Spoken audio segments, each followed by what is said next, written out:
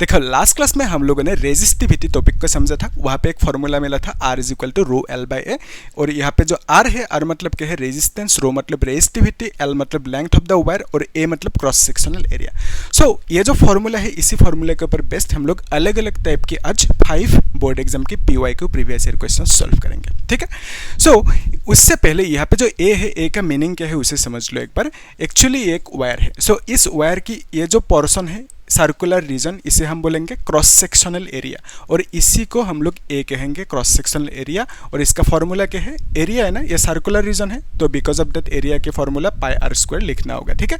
So basically यहाँ पे जो ए है, this A is this area, okay. So इसका फॉर्मूला क्या है, पाई आर स्क्वायर, क्योंकि ये क्रॉस सेक्शनल एरिया है, ओके, इजी।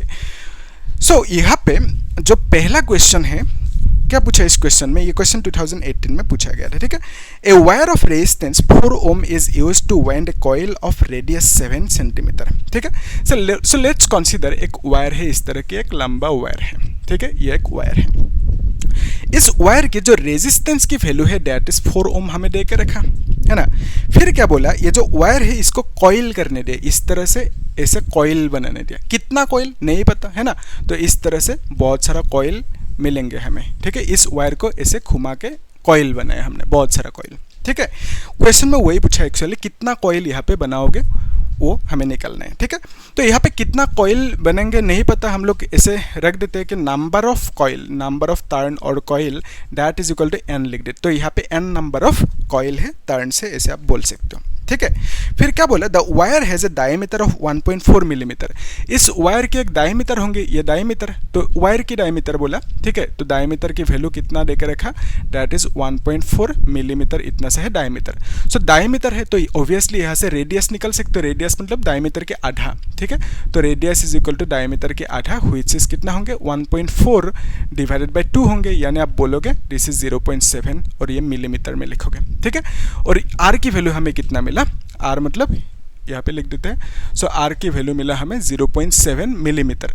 सो मिलीमीटर मतलब मीटर में लिख सकते हो, इसे 10⁻³ मीटर होंगे, ठीक है। मिलीमीटर मतलब 10⁻³ मीटर। सो बेसिकली आर की वैल्यू यानी इसका रेडियस की वैल्यू कितना मिला हमें, दैट इज 7 × 10⁻⁴ लिखना होगा, ठीक है। इतना सा मीटर आप बोल सकते हो, ठीक है। अभी देखो ये जो मिला, ये क्या मिला, रेडियस मिला हमें, तो यहाँ से आप क्या निकल सकते हो, यहाँ से इस एरिया को निकल सकते हो आप, है ना। तो इस एरिया को आपने सपोज ए कह दिया, ठीक है। सो एरिया की फॉर्मूला क्या है, पाई आर स्क्वायर, ये है एरिया की फॉर्मूला। पाई को पाई रखते हैं, ठीक है। आर की वैल्यू कितना लिखोगे, 7 × दिस मच लिखोगे, ठीक है। सो आर की वैल्यू 7 × 10⁻⁴ और यहाँ पे स्क्वायर लगाना होगा, ठीक है। सो बेसिकली वायर की जो क्रॉस सेक्शनल एरिया है ए की वैल्यू वो हमें मिला इतना सा। यहाँ तक क्लियर है, इजी, ओके। अभी देखो ये जो कॉइल बनाया ना हमने, उस कॉइल का भी कुछ रेडियस होंगे। कॉइल का रेडियस कितना बोला, ये कॉइल है ना, तो इस कॉइल की रेडियस की वैल्यू दैट इज उसको आर डैश कह देते हैं, ठीक है। इस रेडियस को हमने आर डैश कहा, आर डैश की वैल्यू 7 सेंटीमीटर हमें बोला गया, ठीक है। 7 सेंटीमीटर को मीटर में लिखोगे तो दैट विल बी 10⁻² मीटर लिखना होगा, है ना। 1 सेंटीमीटर मतलब 10⁻² मीटर। तो यहाँ पे कन्फ्यूज नहीं करना, मतलब ये आर है, this R is the cross sectional area की रेडियस, ठीक है। ये है आर की वैल्यू।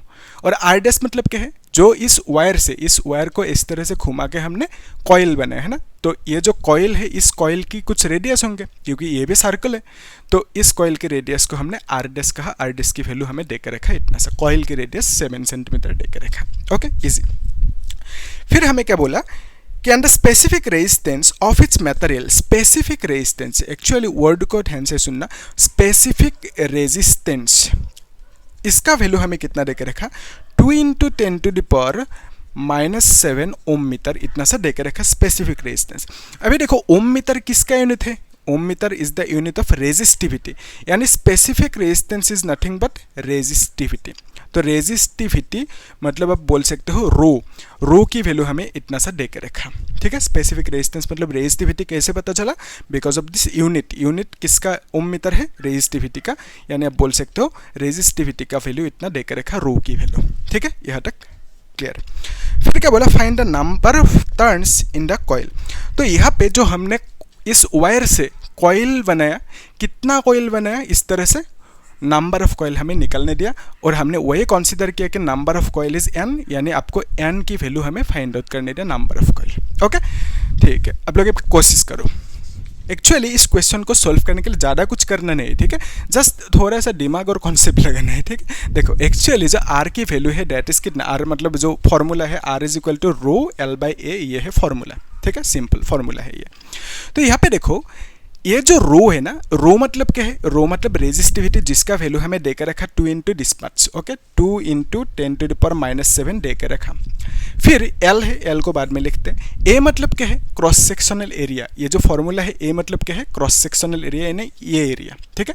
और इस एरिया की वैल्यू हमें मालूम है, अभी अभी निकला, that is cross sectional area इस वायर के लिए पाई इंटू डिस्पैच, ओके। तो यहाँ पे सिंपल लिख लेते हैं पाई इंटू 7 इंटू 10⁻⁴ और यहाँ पे स्क्वायर लगाना होगा, ठीक है, यहाँ तक क्लियर।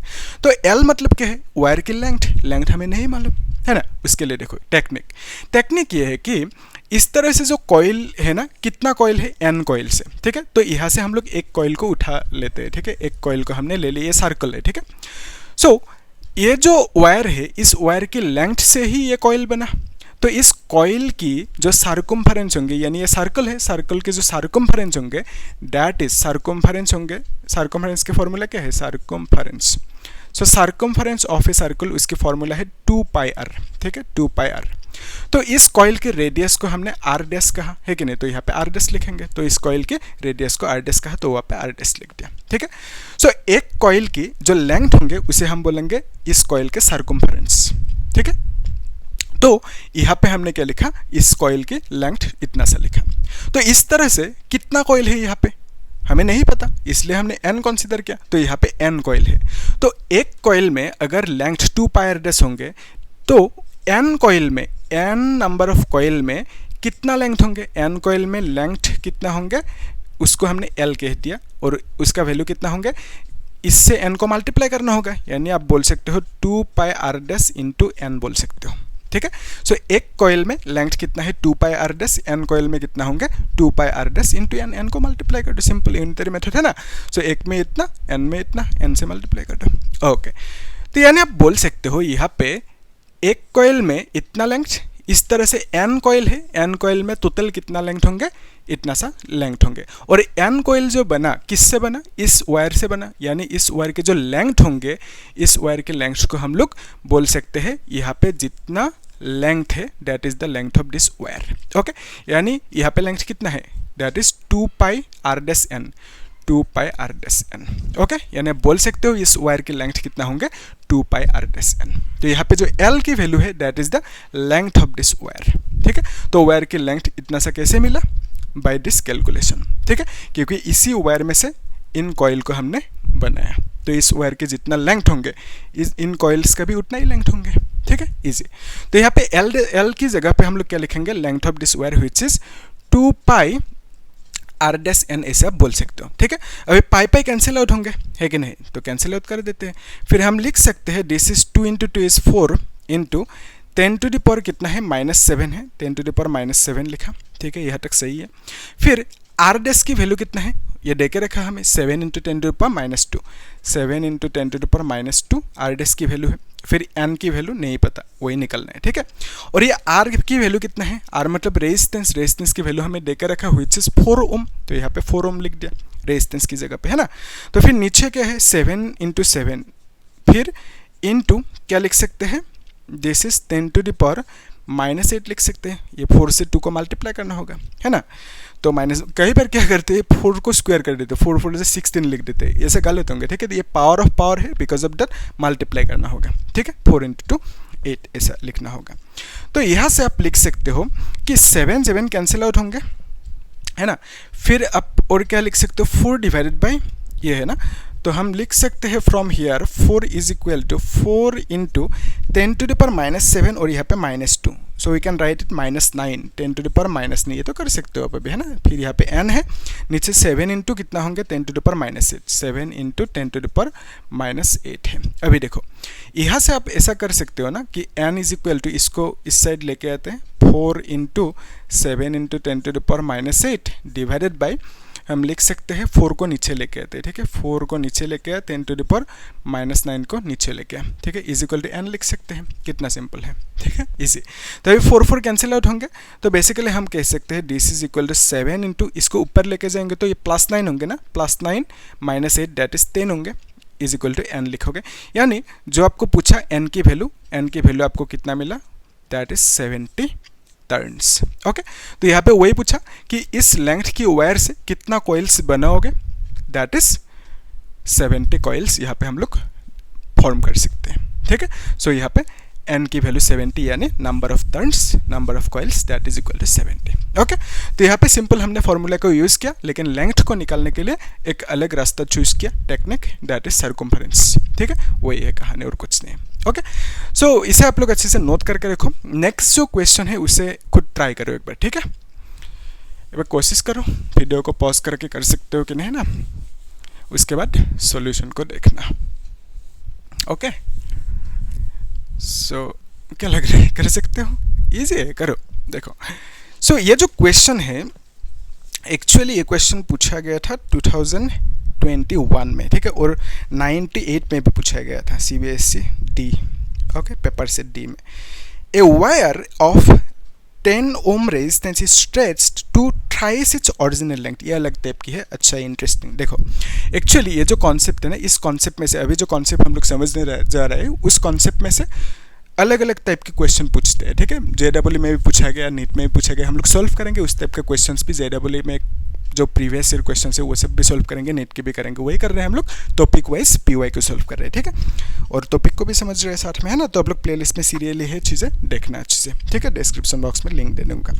एक्चुअली ये जो क्वेश्चन है, इस क्वेश्चन में पूछा a wire of 10 ohm resistance is stretched, एक वायर है, सो इस वायर की लेंथ इतना सा है, लेट्स से L कह दिया, ओके, और इसका रेजिस्टेंस कितना है 10 ओम, ये हमें दे के रखा। फिर क्या बोला, what will be it's resistivity and new resistance. तो वायर को जो खींचा, स्ट्रेच किया, कितना किया, थ्राइस इट्स ओरिजिनल लेंथ, 3 गुना ज़्यादा कर दिया इसका लेंथ को। सो जो लेंथ था ओरिजिनल L था, अभी इसको खींच के क्या किया, 3 गुना ज़्यादा की, यानी नया जो लेंथ होंगे L डैश, उसको हम बोल सकते हैं पुराना लेंथ की 3 गुना ज़्यादा, यानी थ्राइस L, ऐसा आप बोल सकते हो, ठीक है। तो फिर हमें निकलना क्या है, नया रेजिस्टिविटी एंड नया रेजिस्टेंस कितना होंगे वो निकलना है, ठीक है। एक्चुअली देखो जो कॉन्सेप्ट है, कॉन्सेप्ट ये है कि इसमें जो रेजिस्टेंस होंगे उसको R कहा, और इसमें जो रेजिस्टेंस होंगे इस केस में उसको R डैश कहा। क्यों कहा, क्योंकि रेजिस्टेंस चेंज होंगे, ठीक है। तो रेजिस्टेंस चेंज क्यों होंगे, आपको मालूम है ये जो फॉर्मूला है, ये कहाँ से है, R is proportional to L, ये कहा था ओम ने, है ना। तो इसका मीनिंग ये हुआ कि L इंक्रीज होंगे तो R भी इंक्रीज होंगे, और एक था R is inversely proportional to area, area अगर इंक्रीज होंगे R रेजिस्टेंस डिक्रीज होंगे, ठीक है। सो यहाँ पे हम लोग देख पा रहे L इंक्रीज होंगे तो R इंक्रीज होंगे, रेजिस्टेंस इंक्रीज होंगे। तो इस लेंथ, ये जो लेंथ है, लेंथ इंक्रीज हुआ 3 गुना, तो ऑब्वियसली रेजिस्टेंस भी इंक्रीज होंगे, ठीक है, अकॉर्डिंग टू दिस, है ना। तो लेंथ इंक्रीज हुआ, यहाँ पे रेजिस्टेंस भी इंक्रीज होंगे, तो कुछ अलग रेजिस्टेंस मिलेंगे, पहले 10 था, अभी कुछ अलग रेजिस्टेंस मिलेंगे, नहीं पता, हम लोग इसको R डैश कह दिया, ठीक है, वही फाइंड आउट करने नया रेजिस्टेंस कितना होंगे, ठीक है। सो न्यू रेजिस्टेंस को हमने क्या लिखा, न्यू रेजिस्टेंस को हमने R डैश लिख दिया, न्यू रेजिस्टेंस को R डैश लिख दिया, और न्यू रेजिस्टेंस की वैल्यू हमें फाइंड आउट करना है। और क्या फाइंड आउट करना है, नया रेजिस्टिविटी, पुराना जो रेजिस्टिविटी है उसको रो डैश कहा और रो कहा, और जो नया रेजिस्टिविटी होंगे उसको रो डैश कह दिया, ठीक है। सो हमें नया रेजिस्टिविटी कितना है वो भी फाइंड आउट करने दिया, ठीक है। एक्चुअली जो कॉन्सेप्ट है, कॉन्सेप्ट क्या है, कॉन्सेप्ट ये है कि रेजिस्टिविटी कब चेंज होंगे। यहाँ पे जैसे रेजिस्टेंस चेंज हुआ, लेंथ को चेंज किया, इंक्रीज मतलब चेंज किया, लेंथ को इंक्रीज किया, चेंज किया, तो उस केस में रेजिस्टेंस चेंज हुआ, ठीक है, तो इसलिए रेजिस्टेंस नया R डैश लिखा। लेकिन रेजिस्टिविटी चेंज नहीं होंगे लेंथ को चेंज करने से, लेंथ को इंक्रीज करो, डिक्रीज करो, कुछ भी करो, लेकिन रेजिस्टिविटी चेंज नहीं होंगे। कब चेंज होंगे, जब आप मटेरियल को चेंज करोगे। मटेरियल मतलब पहले लेट्स से यहाँ पे कॉपर है, बाद में आपने इसको कुछ अलग मटेरियल रख दिया यहाँ पे, तो उस केस में रेजिस्टिविटी चेंज होंगे। यानी मैं कह रहा हूँ, ये सपोज एक कुछ वायर है, ये कॉपर है मान लेते हैं, ठीक है, फिर एक मटेरियल है, ये है सिल्वर, ठीक है। सो इस केस में दोनों की रेजिस्टिविटी, रो की वैल्यू अलग अलग होंगे, रेजिस्टिविटी अलग अलग होंगे, क्योंकि ये दोनों अलग अलग मटेरियल है। तो यानी आप बोल सकते हो resistivity depends on material, okay, material पे डिपेंड करेंगे। अगर कॉपर होंगे तो रेजिस्टिविटी अलग होंगे, सिल्वर होंगे तो रेजिस्टिविटी अलग होंगे, आयरन होंगे तो रेजिस्टिविटी अलग होंगे। सो अलग अलग मटेरियल होने से रेजिस्टिविटी अलग अलग होंगे, सेम मटेरियल होने से रेजिस्टिविटी सेम होंगे। क्लियर है? तो इसे याद रखना, ठीक है, क्योंकि ये बार बार चाहिए होंगे। एक्चुअली इसका जो रेजिस्टिविटी है रो है, इसका रेजिस्टिविटी रो डैश कंसीडर किया, तो rho is equal to rho dash हम लोग कह सकते हैं कि नहीं? ऑब्वियसली कह सकते हैं। क्यों? क्योंकि दोनों की मटेरियल सेम है, मटेरियल को हमने चेंज नहीं किया, हमने क्या किया, सिर्फ लेंथ को इंक्रीज किया। ठीक है, तो मटेरियल चेंज नहीं होंगे तो रेजिस्टिविटी सेम सेम रहेंगे, ये कॉन्फर्म है, इजी। अभी देखो यहाँ पे फॉर्मूला आप क्या लिख सकते हो, rho is equal to R A divided by L, cross multiply करो तो रो इज इक्वल टू क्या लिख सकते हैं, R A divided by L is equal to यहाँ पे R dash A dash divided by L dash लिखोगे। क्यों? क्योंकि इसका जो एरिया है उसको ए कंसीडर किया, इसका एरिया कितना होंगे, ए डैश होंगे, एरिया मतलब क्रॉस सेक्शन एरिया, ठीक है, तो ए डैश होंगे। क्यों? क्योंकि जब खींचेंगे तो एरिया क्या होंगे, ये लेंथ इंक्रीज हुआ लेकिन एरिया थोड़ा सा डिक्रीज होंगे इस तरह से, ठीक है, तो एरिया कुछ अलग हो जाएंगे, इसलिए हमने ए डैश लिख दिया यहाँ पे। यहाँ तक क्लियर है? ओके, सो यहाँ पे जो क्वेश्चन में पूछा नंबर 1 क्वेश्चन में रेजिस्टिविटी, नया रेजिस्टिविटी कितना होंगे, आप क्या बोलोगे कि जो पुराना रेजिस्टिविटी है that will be equal to the new resistivity. Okay, ऐसे सिंपल लिख दो, पुराना रेजिस्टिविटी के इक्वल होंगे नया रेजिस्टिविटी। ये हो गया नंबर 1 क्वेश्चन। नंबर 2 क्वेश्चन में हमें नया जो रेजिस्टेंस होंगे उसकी वैल्यू हमें पूछा, वो अभी वही फाइंड आउट करने जा रहे हैं, ठीक है। सो उसके लिए देखो यहाँ पे आप एक काम कर सकते हो, ये जो आर डैश है ना, आर डैश को इस एक साइड पे लेके आ सकते हो, ठीक है, या तो आप ऐसा भी कर सकते हो कि देखो मैं यहाँ पे दिखा देता हूँ। एक्चुअली जो वॉल्यूम होता है, ठीक है, इसका ये जो वायर है इसके एक वॉल्यूम होंगे कुछ, है ना, इसको हमने फी कह दिया, इस वायर का भी एक वॉल्यूम होंगे, है ना, तो इसको हमने फी डैश कह दिया। अभी देखो जो वॉल्यूम होंगे ना, वॉल्यूम सेम रहेंगे। क्यों?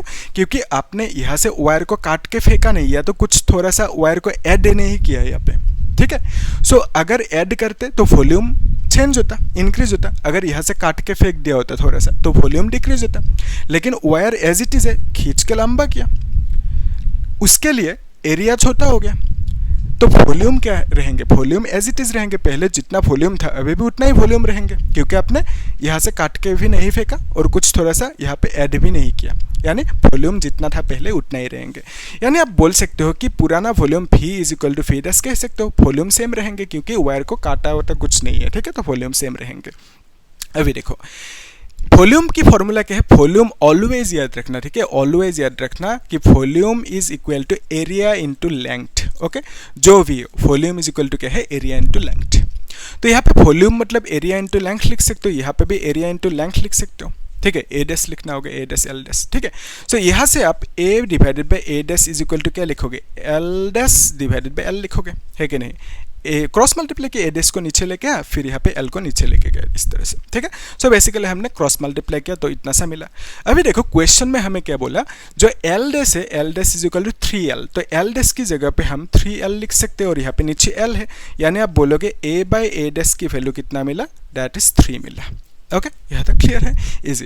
तो अभी देखो ये जो ए है ना, ए को यहाँ पे रखो, ठीक है, ए को यहाँ पे रखा और ए डैश को नीचे लेके आया, ए डैश को नीचे लेके आया, तो आर डैश यहाँ पे है एज इट इज रखो, फिर एल को इधर लेके जाओ, ठीक है, फिर नीचे एल डैश को लिख दो, ठीक है, जस्ट क्रॉस मल्टीप्लाई के ए डैश को नीचे लेके आया। क्यों लेके आया? क्योंकि ए बाई ए डैश की वैल्यू हमारे पास है ना, तो यहाँ पे ए बाई ए डैश की वैल्यू 3 लिख देंगे, है ना, ए बाई ए डैश की वैल्यू 3 लिख दिया, is equal to R dash L by L dash की वैल्यू कितना लिखेंगे, एक्चुअली जो एल डैश है, एल डैश की जगह पे आप 3L लिख सकते हो, एल डैश मतलब 3L है तो एल डैश की जगह पे 3L लिखा, एल एल कैंसिल आउट होंगे तो from here we can say R dash by 3 होंगे, ठीक है।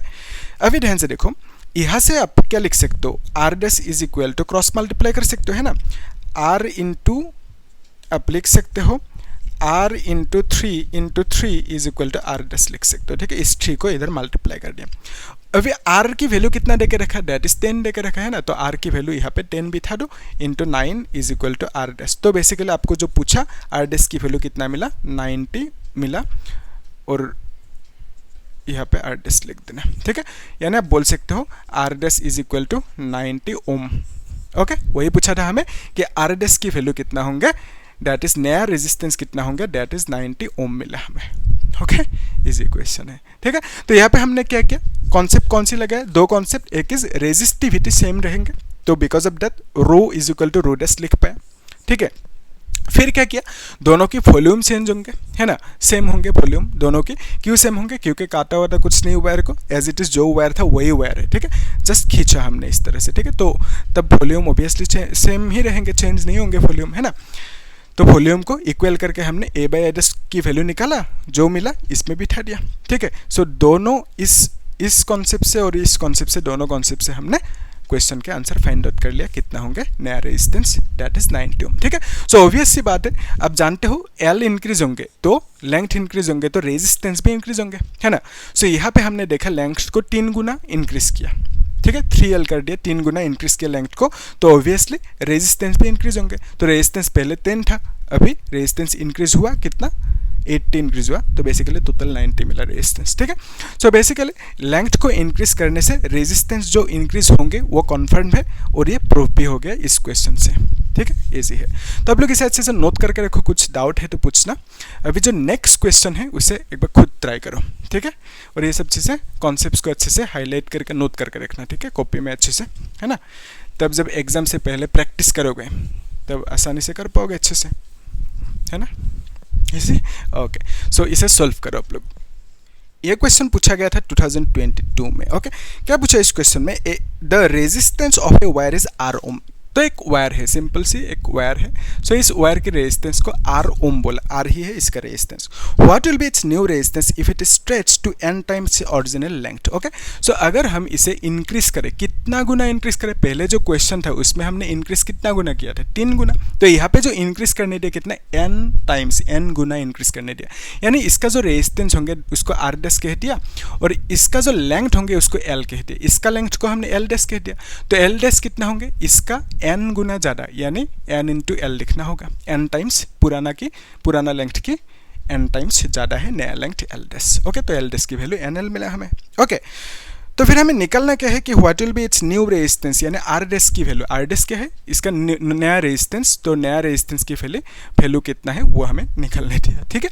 तो नया रेजिस्टेंस की वैल्यू निकलने के लिए एक्चुअली जो कॉन्सेप्ट अभी अभी हमने देखा, दैट इज रेजिस्टिविटी, इसका जो होंगे, जो रो है रेजिस्टिविटी, इसका रेजिस्टिविटी रो डैश कह दिया, दोनों रेजिस्टिविटी सेम होंगे, ठीक है। क्यों सेम होंगे दोनों के रेजिस्टिविटी, क्योंकि मटेरियल को चेंज नहीं किया, तो resistivity depends on material, only on material, ठीक है। तो मटेरियल को चेंज करोगे तो रेजिस्टिविटी चेंज होंगे, तो यहाँ पे मटेरियल को चेंज नहीं किया, जस्ट हमने खींच के लंबा किया, ठीक है।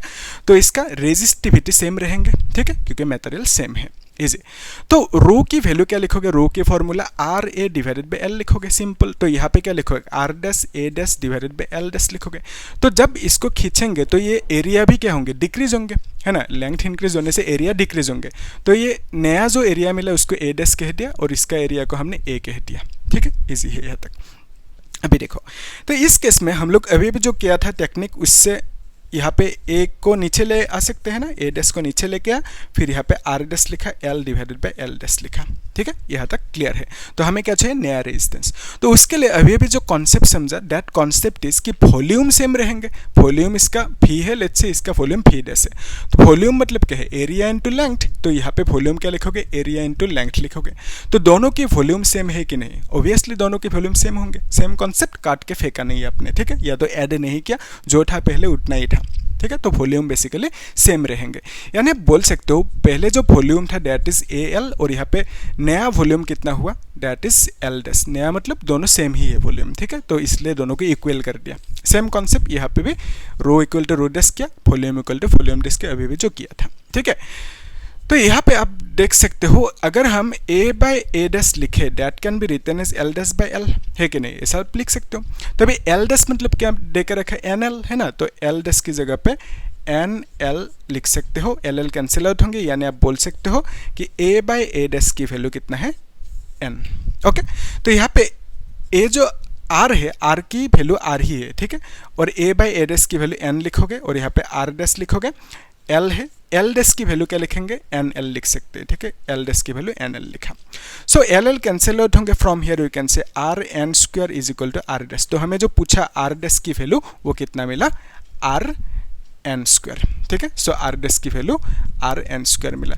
सो पहले जो रेजिस्टेंस था दैट इज आर था, नया रेजिस्टेंस खींचने के बाद, वायर को लंबा करने के बाद, कितना लंबा, एन गुना लंबा करने के बाद नया रेजिस्टेंस कुछ मिलेंगे, कितना मिलेंगे, that is R into N square, तो पुराना रेजिस्टेंस से एन स्क्वायर टाइम्स ज़्यादा मिलेंगे नया रेजिस्टेंस।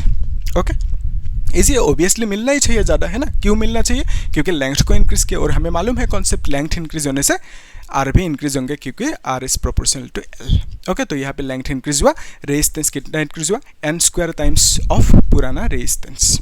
ओके, इजी क्वेश्चन है, तो इसे भी आप लोग अच्छे से नोट करके रखो। अभी जो नेक्स्ट क्वेश्चन है उसे सॉल्व करते हैं, ठीक है। सो इसको मिलता रहो अभी। ओके, एक बार खुद ट्राई करो क्वेश्चन को। सो क्या पूछा इस क्वेश्चन में? ये क्वेश्चन पूछा गया था 2024 बोर्ड एग्जाम में। ओके, रिसेंट क्वेश्चन है, इस टाइप के क्वेश्चन पूछते हैं। ये थोड़ा सा खतरनाक नहीं, मतलब इजी है, अलग टाइप के क्वेश्चन है। एक्चुअली क्या पूछा? Uniform wire of length L, तो एक वायर है, तो इस वायर की लेंथ कितना है? एल है, ठीक है, इस वायर की लेंथ एल है।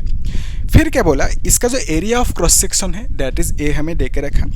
फिर इसका जो रेजिस्टेंस है आर, ये भी दे के रखा, है ना। फिर क्या बोला? The wire is uniformly stretch so that its length increases by, तो इस वायर को ऐसे खींचा, ठीक है। तो इसका जब खींचेंगे ऑब्वियसली लेंथ कुछ मिलेंगे एल डैश, तो नया लेंथ कुछ मिलेंगे। तो कितना इंक्रीज किया बोला? लेंथ दैट इज 25% इंक्रीज किया, ठीक है। अभी देखो नया जो लेंथ होंगे वो कितना होंगे? पुराना लेंथ प्लस कितना इंक्रीज किया लेंथ में, है ना, कितना इंक्रीज किया लेंथ में। ओके, पुराना लेंथ प्लस कितना इंक्रीज किया। इंक्रीज जो किया वो परसेंटेज में दे के रखा, ठीक है। सो इंक्रीज जो किया लेंथ वो परसेंटेज में दे के रखा, यानी आप उसे कैसे लिखोगे? 25%। ऐसे लिखने से गलत होंगे। क्यों? क्योंकि आपको बोला इंक्रीज इन लेंथ, एक्चुअली ऐसे समझो, परसेंटेज इंक्रीज जो है दैट इज 25%। कितना परसेंट इंक्रीज हुआ? इतना परसेंट। इसको हमें कन्वर्ट करना है, कितना अमाउंट होंगे। तो देखो इंक्रीज कितना होंगे, परसेंटेज में ये है, तो इंक्रीज कितना होंगे उसे कैसे लिखेंगे? आप लिखोगे 25% ऑफ किसका? 25। आपने जो इंक्रीज किया 25%, किसका 25% इंक्रीज किया? आप बोलोगे पुराना लेंथ की 25% इंक्रीज किया, 25% ऑफ पुराना लेंथ एल, ठीक है। सो 25% ऑफ पुराना लेंथ इंक्रीज किया, so basically increase in amount is equal to इतना सा आप लिख सकते हो, which is 25 divided by 100 into L लिख सकते हो, ठीक है। यानी आप बोल सकते हो 25 से इसको कैंसिल आउट कर सकते हो, तो एल बाई 4 होंगे, ठीक है। 25 इंटू 4 इज 100। तो इंक्रीज कितना हुआ? That is L by 4। तो यहाँ पे आप क्या लिखोगे? इंक्रीज कितना हुआ वो लिखोगे, दैट इज एल बाई 4 लिखोगे, ठीक है। इजी है। तो परसेंटेज में देकर रखा था, उसको हमने कन्वर्ट करके नंबर पे लिखा, वैल्यू पे लिखा, अमाउंट कितना इंक्रीज होंगे उसमें लिखा।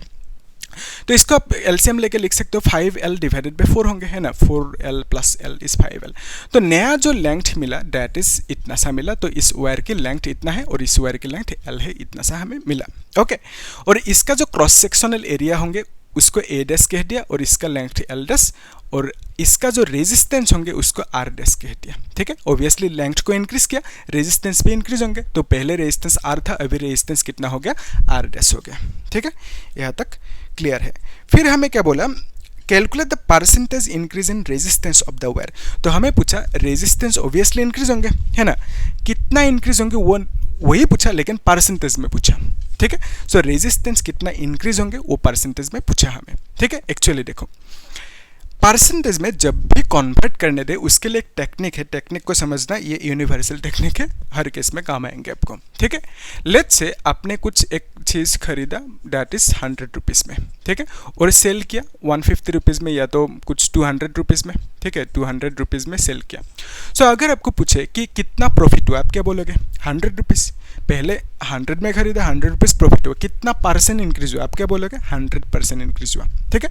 अगर सपोज 150 लेट्स से, ओके, 150 में आपने सेल किया, तो उस केस में कितना प्रॉफिट हुआ? क्या बोलोगे?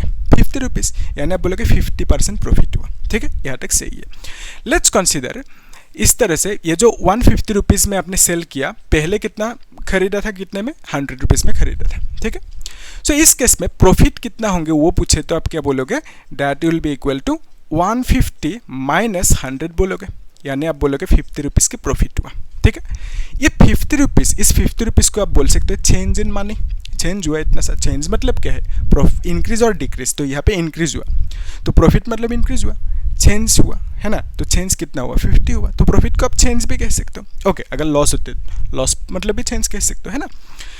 तो ये जो प्रॉफिट मिला 50 रुपीज़, ये अमाउंट में मिला। अगर इसको परसेंटेज में लिखना है, कैसे लिखोगे, तो उसके लिए लिखो percentage profit is equal to profit कितना हुआ डिवाइडेड बाय ओरिजिनल कितना था, ओरिजिनल कितना था, ओरिजिनल कितना था इनटू 100, ठीक है, परसेंट लिख देना।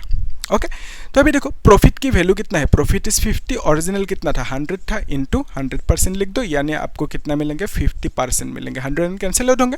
सो प्रॉफिट को हमने प्रॉफिट परसेंटेज में लिखा, कितना मिला 50% ही मिला, ठीक है, सही है। अगर प्रॉफिट की जगह पे हम इंक्रीज ले लें, तो उस केस में आप क्या लिखोगे, increase in percent, increase percent that will be equal to, क्या लिखोगे, इंक्रीज लिखोगे, कितना इंक्रीज हुआ है कि नहीं, डिवाइडेड बाय ओरिजिनल कितना था वो लिखोगे, फिर इनटू 100% कर दोगे, है कि नहीं, कितना आसान है ना। तो क्या लिखोगे, increase percent that is equal to increase कितना हुआ डिवाइड बाय ओरिजिनल। अगर डिक्रीज बोले तो क्या बोलोगे, decrease percent which is equal to decrease by original into 100। Okay, तो ये जो प्रॉफिट लिखा आपने 50, प्रॉफिट को कैसे लिखा 50, दैट इज जो नया अमाउंट है उससे इसको माइनस किया, यानी आप ऐसे भी बोल सकते, ये जो 50 है ना, इस 50 को आप ऐसे भी लिख सकते हो, 150 माइनस 100 लिख सकते हो, है ना। तो ऊपर क्या लिखा प्रॉफिट, प्रॉफिट को कैसे निकाला, इससे इसको माइनस किया। सिमिलरली इंक्रीज मतलब क्या, इंक्रीज मतलब नया जो मिलेंगे उससे पुराना जो था उसको माइनस करोगे, तो इंक्रीज की जगह पे ऐसा भी लिख सकते हो, ठीक है। अभी देखो यहाँ पे हमें क्या पूछा, इंक्रीज इन रेजिस्टेंस, ये पूछा, तो इसके लिए फॉर्मूला कहाँ पे लिखें, यहाँ पे लिख देता हूँ, ठीक है। सो हमें पूछा increase in resistance, okay, increase in resistance, in resistance, okay, resistance. So increase in resistance कितना होंगे उसे परसेंटेज में लिखने दिया, ठीक है। सो उसके लिए आप क्या करोगे, इंक्रीज इन रेजिस्टेंस कितना है वो निकालोगे, इंक्रीज इन रेजिस्टेंस कितना होंगे, नया रेजिस्टेंस को आर डैश कहा, पुराना रेजिस्टेंस को आर कहा। यहाँ पे जैसे नया पैसा 150, पुराना पैसा 100 रुपीज़, इस तरह से, ठीक है। सो इंक्रीज कितना हुआ, इससे आपको ये माइनस करना होगा, तो बेसिकली इंक्रीज कितना हुआ, आर माइनस आर डैश करोगे, sorry R dash minus R करोगे, तब आपको क्या मिलेंगे, इंक्रीज कितना हुआ वो मिलेंगे। पहले कुछ रेजिस्टेंस था, जब आपने लेंथ को इंक्रीज किया ऑब्वियसली रेजिस्टेंस भी इंक्रीज होंगे, क्योंकि लेंथ इंक्रीज होने से रेजिस्टेंस इंक्रीज होता है। सो जब रेजिस्टेंस आर था, फिर नया रेजिस्टेंस मिला आर डैश, तो चेंज कितना हुआ, इंक्रीज कितना हुआ, इसके लिए आप क्या करोगे, इससे इसको माइनस करोगे, तो इंक्रीज रेजिस्टेंस की इंक्रीज कितना हुआ, that is R dash minus R. यहाँ तक कॉन्फर्म है, easy, okay. So increase in resistance हमें मिल गया, इसी को परसेंटेज में लिखना है, जैसे प्रॉफिट मिला था, है ना, या तो इंक्रीज अमाउंट मिला था, तो परसेंटेज में कैसे लिखेंगे, percentage increase, okay, percentage increase in resistance is equal to क्या लिखेंगे, कितना इंक्रीज हुआ रेजिस्टेंस में, ठीक है, increase in resistance divided by original resistance कितना है, ओरिजिनल रेजिस्टेंस कितना है, ओके, यहाँ पे मानी लिख सकते हो, ठीक है। तो यहाँ पे रेजिस्टेंस लिखा, इनटू 100% कर दो, ठीक है, इजी है, यस। तो अभी देखो increase in resistance that is equal to R dash by R, R dash minus R. Original resistance कितना है, ओरिजिनल रेजिस्टेंस आर है, तो यहाँ पे आर लिख दिया, इनटू 100% कर दो, कितना आसान है, ठीक है। तो इसको आप ऐसे भी लिख सकते हो ना, R dash by R minus 1 लिख सकते हो, इनटू 100% कर सकते हो, इस तरह से जस्ट डिवाइड कर दिया, R dash by R into -1, इस तरह से मिलेंगे, आर बाय आर कैंसिल होते होकर 1 मिलेंगे। So percentage increase in resistance, इसका वैल्यू हमें निकालने दिया और इसके लिए फॉर्मूला हमें ये मिला, ठीक है। सो अगर अभी हमें आर डैश बाय आर की वैल्यू मिल जाए, तो उस केस में यहाँ पे वैल्यूज बिठाएंगे, तो obviously percentage increase in resistance जो निकालना था वो हमें मिल जाएंगे, ठीक है। सो अभी आर डैश बाय आर की वैल्यू कैसे फाइंड करेंगे, उसके लिए देखो एक्चुअली जो कॉन्सेप्ट है, कॉन्सेप्ट क्या है, रो की वैल्यू दोनों में सेम होंगे, इसका जो रेजिस्टिविटी होंगे रो, इसका रेजिस्टिविटी को रो डैश कहा, दोनों की रेजिस्टिविटी सेम होंगे, क्योंकि आपने मटेरियल को चेंज नहीं किया, पहले जो मटेरियल था अभी भी वही है। तो मटेरियल सेम होने से तो आप बोल सकते हो कि दोनों की रेजिस्टिविटी सेम रहेंगे, यानी रो इक्वल टू रो डैश कह सकते हो आप, ठीक है, यहाँ तक सही है, इजी। तो यहाँ से आप लिख सकते हो रो यानी R A divided by L लिखोगे, और यहाँ पे रो डैश यानी R dash A dash divided by L dash लिखोगे, यहाँ तक कॉन्फर्म है, ओके। तो यहाँ पे कैपिटल एल यूज़ किया, यहाँ पे भी कैपिटल एल यूज़ कर सकते हो, कोई दिक्कत नहीं है ना। तो यहाँ पे कैपिटल एल लिख दिया। अभी देखो ध्यान से, ये जो आर है ना और ए है, इस ए डैश को नीचे लेके आओ, ठीक है। फिर आर डैश है, फिर एल को इधर लेके गए, एल डैश नीचे है, ठीक है। अभी देखो ए बाय ए डैश की वैल्यू कुछ मिलेंगे हमें, है ना। कैसे मिलेंगे? वॉल्यूम से, ठीक है। तो वॉल्यूम की कॉन्सेप्ट अभी भी देखा, दोनों की वॉल्यूम सेम होंगे, ठीक है। वॉल्यूम इसका फी है लेट्स से, और इसका वॉल्यूम फी डैश, तो दोनों वॉल्यूम सेम होंगे। तो वॉल्यूम मतलब क्या है? एरिया इंटू लेंथ, तो यहाँ पे area dash into length dash लिखोगे तो वॉल्यूम सेम रहेंगे, है ना। तो यहाँ से आप लिख सकते हो कि A by A dash is equal to L dash divided by L लिख सकते हो, है ना। तो यहाँ पे एल डैश की वैल्यू कितना लिखेंगे? एल डैश यहाँ पे कैपिटल एल यूज़ किया ना, तो यहाँ पे भी कैपिटल एल लिख देते हैं, ठीक है। वैसे तो कोई दिक्कत है नहीं, फिर भी, है ना। तो यहाँ पे एल डैश और यहाँ पे एल लिखना होगा। ओके, सो एल डैश की वैल्यू कितना है? 5l/4, तो एल डैश की वैल्यू है 5l डिवाइडेड बाय 4, और नीचे एल होंगे, एल कैंसिल आउट होंगे, 5 ऊपर रह जाएंगे, 4 नीचे आ जाएंगे, ठीक है। तो ए बाय ए डैश की वैल्यू कितना मिला? दैट इज 5/4 मिला। Okay, A by A dash की वैल्यू 5/4।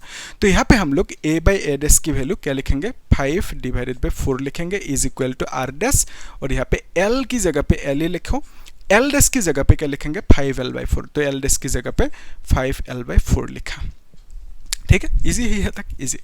तो अभी देखो नेक्स्ट स्टेप, यहाँ पे कर देते हैं कि ये, ओके। तो यहाँ पे आर है और यहाँ पे 5 है डिवाइडेड बाय 4 है, is equal to L cancel out होंगे, 4 ऊपर जाएंगे, है ना। तो आर डैश 4, फिर नीचे क्या लिखेंगे? 5 लिखेंगे, ओके। इतना सा मिला हमें। तो अभी कहाँ पे करें? ठीक है, यहाँ पे एक काम करते हैं, इसे मिटा देते, ये क्यों रखा इसे, ओके, इसको मिटा देते हैं ना। तो आप लोग नोट करते जाना। तो हमें क्या मिला? एक इक्वेशन इतना सा, तो आर 5/4 फिर is equal to R dash 4 ऊपर गया, फिर 5 नीचे है, एल कैंसिल आउट हो गया, तो इतना सा मिला, okay. So R 5/4 is equal to R dash 4 divided by 5, इतना सा ये हमें मिल के रखा, ओके। तो अभी देखो यहाँ से हमें क्या चाहिए? आर डैश बाय आर चाहिए, है ना। तो उसके लिए आप क्या करोगे? आर को इधर लेके जाओ, 5 को इधर लेके आओ, तो 5 × 5 इज 25 होंगे, है ना। 4 को नीचे लेके आओ, 16 होंगे ये, फिर आर डैश होंगे, क्रॉस मल्टीप्लाई करना है तो आर इधर रह जाएंगे, ठीक है। जो क्रॉस मल्टीप्लाई कर दें, तो अभी यहाँ पे हमें इंक्रीज परसेंटेज ये चाहिए, है ना। तो यहाँ पे हम लोग यहाँ पे कर देते हैं, ठीक है। सो यहाँ से आप लिख सकते हो, आर डैश बाय आर की वैल्यू क्या लिखोगे? आर डैश बाय आर की वैल्यू लिखोगे 25/16, ओके। 25 डिवाइडेड बाय 16 लिखोगे, फिर यहाँ पे -1 है, फिर यहाँ पे इंटू 100% लिख दो, ठीक है। सो हमें क्या मिला? आर डैश बाय आर की वैल्यू 25/16 मिला, और इसे यहाँ पे लिख दिया, ठीक है। सो हम लोग निकालने का जा रहे परसेंटेज इंक्रीज इन रेजिस्टेंस। तो रेजिस्टेंस कितना इंक्रीज होगा उसे परसेंटेज में लिखने दिया, तो उसके लिए हमने फॉर्मूला को डिजाइन किया इस तरह से, और यहाँ पे आर डैश बाय आर की वैल्यू को निकाल के यहाँ पे बिठा दिया। तो अभी इसे कैलकुलेट कर सकते हो, है ना। तो कैसे करोगे? उसके लिए जस्ट सिंपल है, ये 25 - 16 कितना होंगे? 9 होंगे, फिर यहाँ पे नीचे 16 होंगे, इंटू 100 होंगे, है ना। फिर इससे मल्टीप्लाई कर सकते हो, 4 4 जा 16, और यहाँ पे 4 25 जा इतना सा, तो 25 × 9 डिवाइडेड बाय 4 करना होगा, है ना। So this is equal to 25 × 9 divided by 4, और परसेंटेज लिख देना, ठीक है। सो इसको मल्टीप्लाई करने के बाद कुछ आंसर आएंगे ना, दैट आंसर इज, तो ये कर सकते हो ना, ठीक है। मैं देख के लिख देता हूँ, आप लोग कर लेना। सो 56.25% आएंगे, ओके। सो इसका आंसर कितना होंगे? 56.25% आएंगे, ओके। तो ये किसका वैल्यू मिला? इंक्रीज इन रेजिस्टेंस कितना होंगे उसको परसेंटेज में लिखना था, और लिख लिया 56.25%, इतना सा इंक्रीज होंगे रेजिस्टेंस, ओके। वही पूछा रहा हमें कि पहले रेजिस्टेंस जो था आर था, जब लेंथ को इंक्रीज करोगे कुछ रेजिस्टेंस भी इंक्रीज होंगे, तो जितना इंक्रीज होंगे रेजिस्टेंस उसको परसेंटेज में लिखने दिया था। उसके लिए हमने फॉर्मूला को डिजाइन करके इस तरह से आर बाय डैश की वैल्यू फाइंड आउट किया, फिर हमने बिठाया, तो हमें मिला इंक्रीज इन रेजिस्टेंस परसेंटेज में इतना सा, ओके। इजी है, कर सकते हो, लेकिन आपको 2 दिन में प्रैक्टिस करना होगा, ठीक है। तो 2 दिन में प्रैक्टिस करो, आराम से क्लियर हो जाएंगे, ठीक है। सो और इसे अच्छे से नोट करके रखो, ओके। या तो रिकैप कर सकते हैं, ठीक है, रिकैप कर लेते हैं एक बार। तो पहले जो लेंथ है एल था, फिर लेंथ को इंक्रीज किया कितना? That is 25%। 25% को हमने क्या किया? कितना अमाउंट है उसे उसमें कन्वर्ट किया, L/4 मिला। तो यहाँ पे हमने पुराना length plus increase in length लिखा, तो हमें नया लेंथ मिला इतना सा, ठीक है। सो नया लेंथ की कहानी हो गया। फिर हमने क्या किया? Rho equal to rho dash किया, okay. Rho equal to rho dash किया, इससे हमने क्या फाइंड आउट किया? यहाँ से यहाँ पे कनेक्टेड है, ठीक है। तो इससे हमने आर डैश बाय आर की वैल्यू फाइंड आउट किया, ठीक है। फिर आर डैश बाय आर की वैल्यू को यहाँ पे भी था, काम खत्म। और बाकी जो ये कॉन्सेप्ट है परसेंटेज में कन्वर्ट करने की, इस कॉन्सेप्ट को हर जगह पे अप्लाई कर सकते हो आप, ठीक है। यहाँ पे रेजिस्टेंस की चेंज बोला, कभी कभी सपोज लेंथ की चेंज बोला, तो उस केस में सेम फॉर्मूला लगाओगे, इंक्रीजिंग लेंथ और डिक्रीजिंग लेंथ। तो अगर यहाँ पे डिक्रीज लिखोगे, परसेंटेज डिक्रीज इन लेंथ है सपोज, तो यहाँ पे क्या लिखोगे, decrease in length divide by original length. तो यहाँ पे प्रॉफिट है, तो लॉस होने से क्या करोगे, loss percent will be equal to loss कितना हुआ डिवाइडेड बाय, लॉस मतलब डिक्रीज कितना हुआ, डिवाइड बाय ओरिजिनल कितना है इंटू 100% कर दो, ठीक है। आसान है, जो भी है सेम टेक्निक अप्लाई करो, काम खत्म, ठीक है। सो दो टाइप के ही सिचुएशन होंगे, एक होंगे इंक्रीज, अनदर इज डिक्रीज। तो इंक्रीज रेजिस्टेंस भी हो सकते हैं, इंक्रीज रेजिस्टिविटी भी हो सकते हैं, इंक्रीज एरिया भी हो सकते हैं, डिक्रीज एरिया भी हो सकते हैं, डिक्रीज इंक्रीज लेंथ भी हो सकते हैं ना। जो भी पूछे सेम इसी फॉर्मूला को चिपका दो, काम खत्म, ठीक है। लेकिन जो बेसिक आइडिया है, बेसिक आइडिया को भूलना नहीं, ठीक है, उसे प्रैक्टिस करना, आराम से हो जाएगा, ठीक है। सो इसको मैं बता रहा हूँ, आप लोग नोट करके रखना। नेक्स्ट जो क्वेश्चन है उसे एक बार खुद ट्राई करो, ठीक है। क्या लग रहा है, कर पाओगे कि नहीं? इजी है, एक बार ट्राई तो करो, है ना। तो ट्राई करने के बाद पता चलेगा कर पाओगे कि नहीं, है ना। इजी है। एक्चुअली ये क्वेश्चन थोड़ा सा अलग टाइप की है। तो क्या पूछा इस क्वेश्चन में, a piece of silver has a resistance of 1 ohm, ठीक है। सो बेसिकली एक सिल्वर है, ये सिल्वर, ठीक है, सिल्वर। सो इसका जो रेजिस्टेंस की वैल्यू है दैट इज 1 ओम हमें दे के रखा। फिर क्या बोला, what will be the resistance of A constantan wire, एक अलग सी वायर है, ठीक है, ये सिल्वर नहीं है इस पर, ठीक है, ये कुछ अलग सी वायर है एक। तो इस वायर का नाम क्या है, कॉन्स्टेंटन, कुछ इस तरह से है कॉन्स्टेंटन नाम, ओके, ये वायर है। तो बेसिकली इसका मटेरियल और इसका मटेरियल दोनों के अलग अलग होंगे, क्योंकि ये सिल्वर है, ये कॉन्स्टेंटन, दोनों के मटेरियल भी अलग अलग होंगे। तो मटेरियल अलग अलग होने से क्या फ़ायदा, मटेरियल अलग अलग होने से दोनों की रेजिस्टिविटी अलग अलग होंगे। इसका रेजिस्टिविटी आर डैश, इसका रेजिस्टिविटी को रो कहा और इसका रेजिस्टिविटी को रो डैश कह दिया, ठीक है। और इस केस में दोनों की रेजिस्टिविटी अलग अलग होंगे, क्यों, क्योंकि दोनों अलग अलग मटेरियल की है। पहला जो है that is silver, next is constantan, तो दोनों मटेरियल अलग अलग होंगे। तो बिकॉज दे आर और मेड ऑफ अलग अलग मटेरियल, सो हम कह सकते हैं कि दोनों की रेजिस्टिविटी भी अलग अलग होंगे, ठीक है। तो यानी आप इस बार rho equal to rho dash नहीं लिख सकते, ठीक है, ओके। फिर क्या है, what will be the resistance of the constantan wire. तो इसका रेजिस्टेंस आर है, इसका रेजिस्टेंस को आर डैश कह दिया, तो हमें आर डैश की वैल्यू फाइंड आउट करने दिया, ठीक है। और क्या बोला इन्फॉर्मेशन कि 1/3 लेंथ एंड 1/2 डायमीटर। सो इसका जो लेंथ है, इस लेंथ को हमने सपोज एल कह दिया, ओके, इसका लेंथ को एल डैश कह सकते हैं। लेकिन क्या बोला, पहले जो लेंथ है एल, उसका 1/3 होंगे, ठीक है, 1/3 ऑफ एल बोला, ठीक है। यानी आप बोल सकते हो L/3, है ना। तो एल डैश की वैल्यू कितना है, L/3 आप बोल सकते हो। यहाँ तक क्लियर है, 1/3 ऑफ पुराना length L and that is L/3, okay. So नया लेंथ हमें कितना मिला, L/3। फिर क्या बोला, if the specific resistance of constantan is 30 times that of silver. So इसका जो रेजिस्टिविटी है वो रो है और इसका रेजिस्टिविटी को हमने रो डैश कहा। क्वेश्चन में हमें बोला कि जो नया रेजिस्टिविटी है रो डैश, वो है पुराना रेजिस्टिविटी की 30 टाइम्स ज़्यादा है, ठीक है। सो स्पेसिफिक रेजिस्टेंस मतलब आप क्या बोलोगे, रेजिस्टिविटी बोलोगे, ठीक है। तो कितना है स्पेसिफिक रेजिस्टेंस यानी रेजिस्टिविटी, नया रेजिस्टिविटी वो कितना है, 30 टाइम्स ज़्यादा है पुराना रेजिस्टिविटी से, ठीक है। और एक इन्फॉर्मेशन दिया गया हमें कि 1/2 डायमीटर, पहले जो डायमीटर होंगे, पहले जो डायमीटर है दैट डायमीटर से, यहाँ पे देखो ये जो डायमीटर है ना, इसको हमने डी कंसीडर किया। इसमें भी एक इस वायर के एक डायमीटर होंगे, है ना। और एक चीज़ देखो, ये जो लेंथ है ना, यहाँ से यहाँ तक की लेंथ एल है, यहाँ से यहाँ तक की लेंथ इस वायर की कितना होंगे, एल से कम होंगे, क्योंकि L/3 बोला, तो नया लेंथ कम है बेसिकली, ठीक है। सो यहाँ से यहाँ तक के लेंथ कम होंगे, इससे कितना कम होंगे, L/3। यानी इसको अगर 3 भाग में भाग करोगे तो उसका 1 भाग ये होंगे, ठीक है। अभी दिखने में ऐसे नहीं लग रहा है, फिर ऐसे कर सकते हो आप।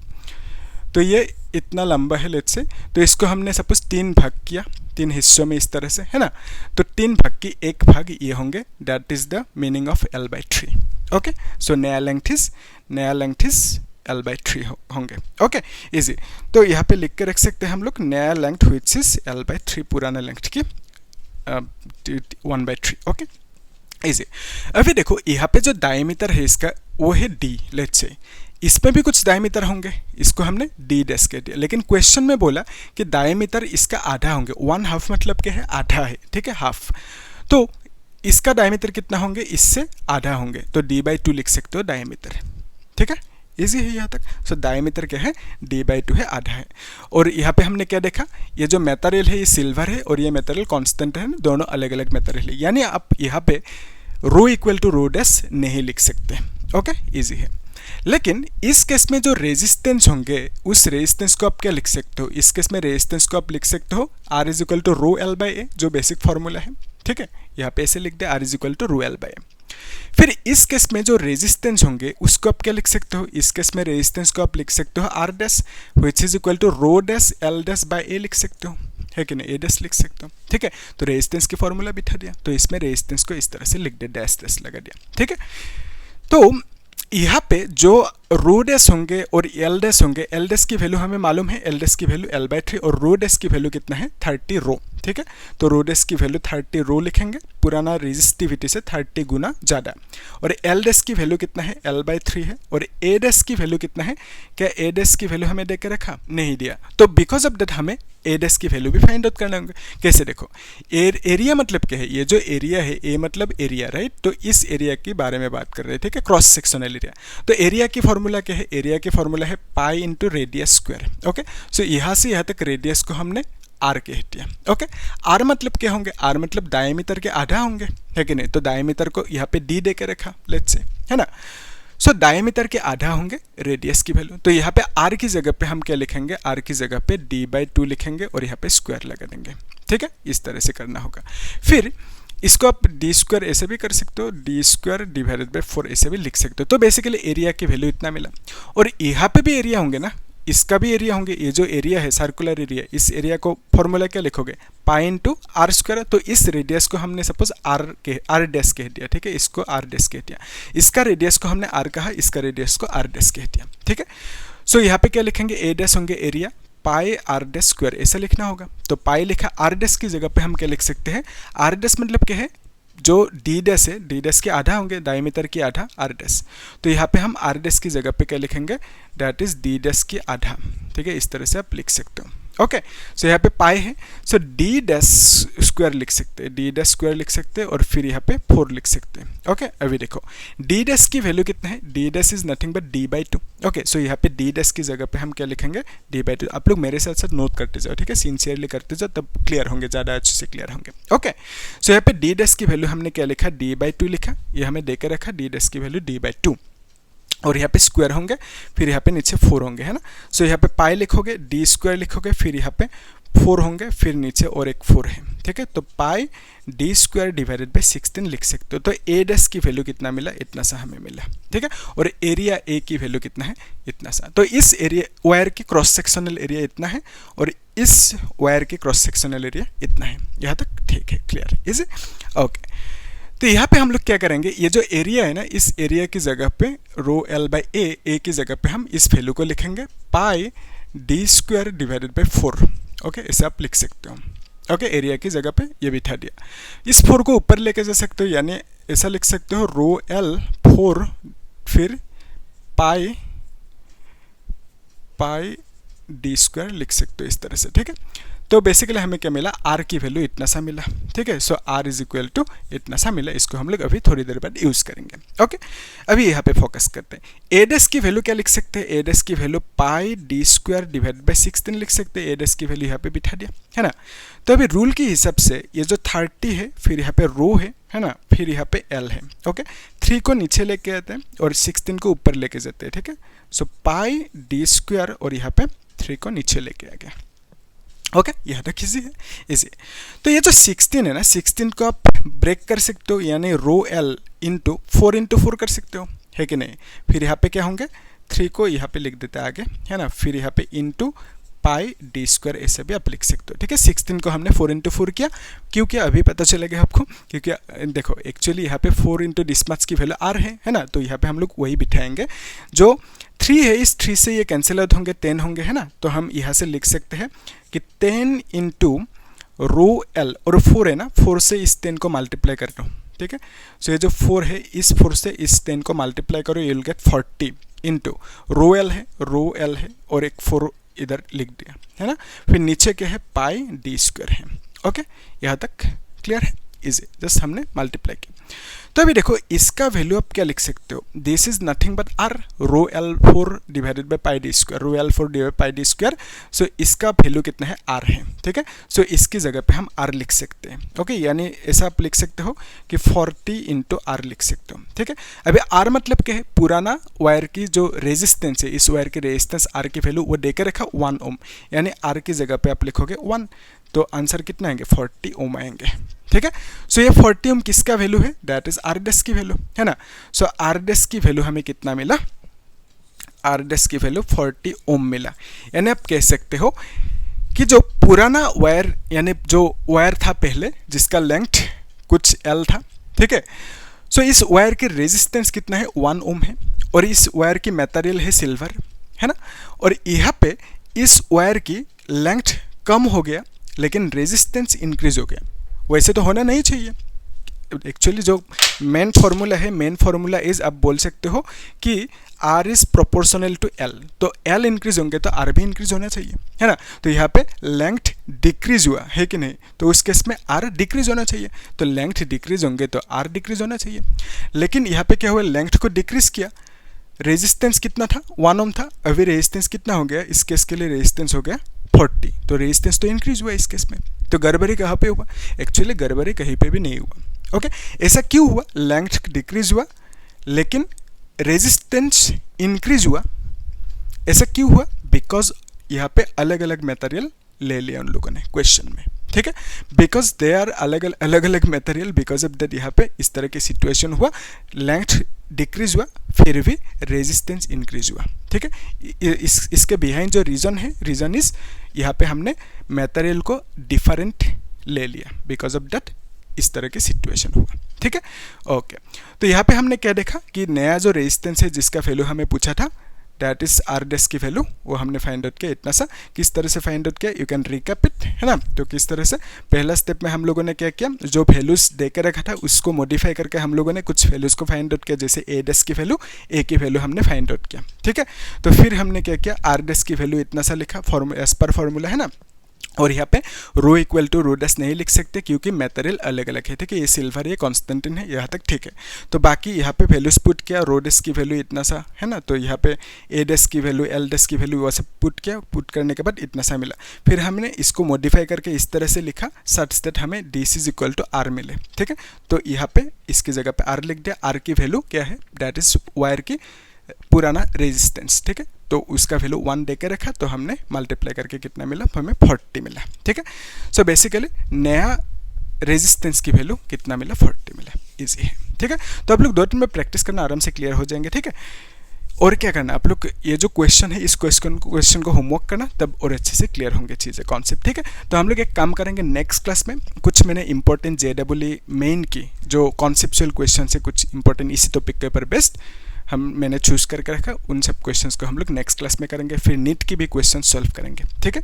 कुछ कॉन्सेप्चुअल क्वेश्चंस है, मैंने चूज़ करके रखा, ठीक है। तो हम लोग देखेंगे आगे। तो आप लोग क्या करना, चैनल को सब्सक्राइब करना, लाइक करना और शेयर कर देना, ठीक है। और कुछ डाउट है तो पूछना कमेंट में, ठीक है। Thank you.